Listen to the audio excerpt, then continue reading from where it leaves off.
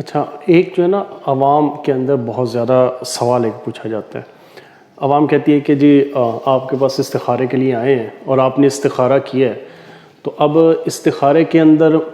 ہر دوسرے شخص کا جو ہے وہ جادو کے معاملات ہیں اس کے ساتھ، اور ہر دوسرے شخص کے اوپر اسیبی معاملہ ہے، تو یہ کرواتا کون ہے؟ کیا لوگ اتنے فی زمانہ جادو کے اندر انوالو ہو گئے ہیں، اور یا پھر کیا اتنا زیادہ لوگوں کا معاذ اللہ جادو کی طرف رجحان ہو گیا کہ ہر دوسرے شخص پہ جادوئی معاملات ہیں، ہر دوسرے شخص پہ اسیب کے معاملات ہیں؟ تو اس میں ان کو اکثر ایک چیز کہتا ہوتا ہوں، ہم نے اصل میں مسئلہ یہ ہے کہ دین سے ہماری دوری ہے، اور ہم نے حضور علیہ الصلوۃ والسلام کے ارشادات اور جو ہمیں شریعت کی تعلیم ہے اس کو ہم نے سمجھا نہیں ہے۔ اگر آپ اس میں غور کریں، میں صرف دو حضور علیہ الصلوۃ والسلام کے ارشادات جو ہے نا وہ آپ کے سامنے رکھتا ہوں۔ ایک وہ حدیث پاک ہے جس میں حضور علیہ الصلوۃ والسلام نے ارشاد فرمایا کہ جب بیت الخلاء میں داخل ہو تو اس وقت دعا پڑھا کرو۔ اب وہ اگر دعا ہمیں یاد ہو، شاید ایک اکثریت ہوگی مسلمانوں کو جن کو وہ دعا یاد نہیں، لیکن اگر وہ دعا یاد ہے اور اس کا ترجمہ بھی آپ لوگوں کو آتا ہو تو اس کا ترجمہ کیا ہے؟ اس کا ترجمہ ہے اللہم انی اعوذ بک من الخبث والخبائث، یعنی جب بندہ واش روم میں جائے تو اس وقت شریعت یہ کہتی ہے کہ بندہ یہ دعا پڑھ کے جائے کہ اے اللہ، میں خبیث جنات اور خبیث جننیوں سے میں تیری پناہ مانگتا ہوں۔ یہ باقاعدہ دعا حضور علیہ الصلوۃ والسلام نے تعلیم ارشاد فرمائی۔ اب ذرا سوچیں کہ اگر یہ جنات وہاں نہ ہوں واش روم میں تو حضور یہ دعا کیوں ہمیں تعلیم فرمائے؟ تو اس کی شرح میں لکھا ہے محدثین نے کہ جو بیت الخلاء ہے، جو گندگی کی جگہ ہے، جو ناپاکی کی جگہ ہے، وہاں پر جنات رہتے ہیں اور وہ شریر جنات ہوتے ہیں۔ تو اب ہماری ایک تعداد ہے مسلمانوں کی کہ جو ان دعاؤں پر، ان اوراد و وظائف پر ان کا عمل نہیں ہے۔ تو ایک تو جو ہمارے ہاں اکثر استخارے کے لیے لوگ آتے ہیں نا اور پھر ان کا جادو نکل آتا ہے یا اسیبی معاملہ آتا ہے، تو اس کی ایک بڑی وجہ یہ ہے کہ ہمارے گھر کے اندر شریر جنات موجود ہیں، اور شریعت نے، اللہ اور اس کے رسول نے ہمیں اس سے محفوظ رہنے کا طریقہ ارشاد فرمایا، لیکن ہم لوگ جو اس پر عمل نہیں کرتے۔ ایک چیز۔ دوسری وہ حدیث پاک جو حضور علیہ الصلوۃ والسلام نے ارشاد فرمایا کہ شام کے وقت اپنے بچوں کو باہر نہ نکالا کرو، جب شام ہو جائے بچوں کو گھر کے اندر کر لو، اور آگے فرمایا کہ اللہ تعالیٰ اس وقت مخلوق کو جو ہے، ایک حدیث میں فرمایا ایسی مخلوق کو اللہ تعالیٰ چھوڑتا ہے، آزاد فرماتا ہے کہ جس کا تم مقابلہ نہیں اس وقت کر سکتے، اور ایک میں فرمایا کہ اللہ تعالیٰ شیاطین کو پھیلا دیتا ہے۔ تو جن اصل میں شیاطین ہی ہیں، تو شیطان جو ہے وہ اصل میں جنات کی اقسام میں سے ہی ہے۔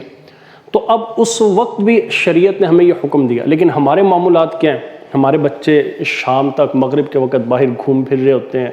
اور ایک تعداد ہے کہ جو اس چیز سے بے خبر رہتی ہے۔ اور اسی طرح ایک وہ حدیث یاد رکھیں جو حدیث پاک ہے کہ ہر مسلمان جو گھر ہے اس کے گھر کے اوپر نیک جنات بسیرا کرتے ہیں، ان کا رہائش ہوتی ہے، ان کا مسکن ہوتا ہے۔ اب جس وقت فرمایا گیا کہ اس گھر والے جو اس گھر میں رہتے ہیں وہ شریعت کی پابندی کرتے رہیں، شریعت پر چلیں، نماز، قرآن، ذکر اذکار میں مشغول رہیں، تو وہ نیک جنات چھت پہ رہتے ہیں۔ اور جس وقت معاملات یہ ہوں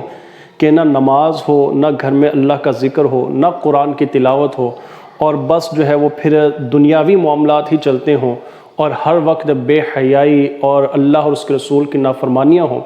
تو اس وقت وہ نیک جنات وہاں سے چلے جاتے ہیں، موو ہو جاتے ہیں۔ اب وہ چھت کیا ہو گئی؟ خالی۔ اب اس خالی چھت پہ کون آئے گا؟ تو اس پر محدثین نے لکھا ہے کہ اب اس خالی چھت پر پھر جو شریر جنات ہیں، جو تنگ کرنے والے ہیں، وہ آ کر بسیرا کرتے ہیں۔ اب شریر کے اندر وہ غیر مسلم بھی ہوتے ہیں، جس طرح مسلمانوں کے اندر، یہ انشاءاللہ آنے والی ویڈیوز میں ہم تفصیلاً عرض کریں گے کہ جس طرح مسلمان بھی ہیں، غیر مسلم بھی ہیں، ہندو بھی ہیں، دوسرے مذہب والے بھی ہیں، جنات کے اندر بھی اسی طرح۔ تو اب جب گھر کے اوپر شریر جنات بسیرا کرتے ہوں، اور ہمارے بچے مغرب کے وقت باہر کھیلتے ہوں، اور ہمارے واش روم میں جو جنات موجود ہیں ان سے حفاظت کی ہم دعائیں نہ پڑھتے ہوں، تو اب بتائیں اس صورت میں ہم پر اسیبی معاملات نہیں ہوں گے تو کیا ہوں گے؟ اس صورت پہ ہم پر جادو نہیں ہوگا تو کیا ہوگا؟ صرف انسان جادو نہیں کرتا، یاد رکھیے گا جو جنات ہیں ان میں بھی بعض جادوگر ہوتے ہیں جو جادو کرتے ہیں لوگوں پر، جو لوگوں پر جادو کرتے ہیں، تو جادو والے معاملات ان کے ساتھ بھی ہو سکتے ہیں۔ تو یہ یاد رکھنا چاہیے کہ جو شریعت کی ہمیں تعلیم ہے، جو شریعت نے ہمیں سکھایا ہے، جو دعائیں ہمیں بتائی ہیں، ان پر عمل کرنا یہ ہمارے فائدے میں ہے۔ تو فی زمانہ جو ہر دوسرے بندے کے استخارے کے اندر جو ہے وہ جادو کے معاملات ہیں، یا ہر دوسرے بندے کے اوپر اسیبی معاملات آ رہے ہیں، تو یہ شاید انسانوں کی طرف سے کم ہوگا۔ یہ جو ہمارے گھروں میں ہماری ایسی مخصوص جگہیں ہیں جن پر شریعت نے نشاندہی کی، ان میں جو جنات ہیں، یہ ایک بہت بڑا عمل دخل ہماری زندگی پر اثر ان کا پڑتا ہے۔ تو اس لیے جو بندہ شریعت کا پابند ہوتا ہے، آپ نے دیکھا ہوگا کہ اس کا جو ہے وہ اکثر اتنے معاملات نہیں بگڑتے۔ جو زیادہ تر شریعت سے دور رہتا ہے اس پر یہ معاملات زیادہ ہوتے ہیں۔ اور آپ خاص طور پہ جب باہر کے ممالک میں جن لوگوں کو ہے جانے کا، آنے کا یا رہنے کا تجربہ، وہ جانتے ہیں کہ وہاں پر اس طرح کی چیزیں زیادہ ہوتی ہیں۔ وہاں پر جنات کی یہ جو ایکٹیویٹیز ہیں یہ زیادہ لوگوں کو عام طور پر دیکھنے میں آتی ہیں، اور ان پر بہت زیادہ اس چیز کے اثرات بھی ہوتے ہیں۔ تو خلاصہ یہ ہے ہماری ساری جو آج کی اس نشست میں گفتگو ہے کہ پیارے بھائی، ہمیں یہ چاہیے کہ ہم شریعت کی بیان کردہ حضور علیہ السلام کے ارشادات کے مطابق جو دعائیں ہیں، جو ارشادات ہیں، ان پر عمل کی کوشش کریں تو یہ جنات اور اسیبی معاملات اور جادو سے ہم بچ سکتے ہیں۔